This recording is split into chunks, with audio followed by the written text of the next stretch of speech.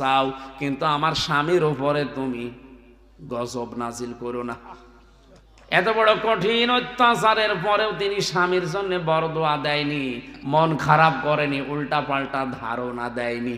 আর আপনি একটা সাবান কম হলে গালি দেন, উল্টা পাল্টা ধারণা করেন যে জীবনে তোমার সংসারে কিছু পেলাম না। আপনি মানুষ, আপনি মনে করেছেন আমি নামাজ পড়ি, রোজা রাখি, কালো বোরকা পড়ি, তাহাজ্জুদ পড়ি, আমি জান্নাত পাবো না? জান্নাত চারটা ফরজ কাজে মেয়েদের 3 নাম্বারের কাজ এটা, স্বামীর মন জয় করা লাগবে জায়েজ পন্থায়।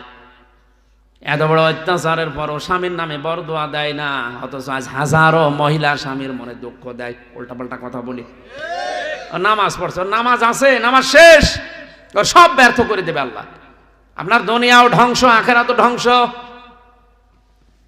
এই পৃথিবীতে আর একজন মহিলাকে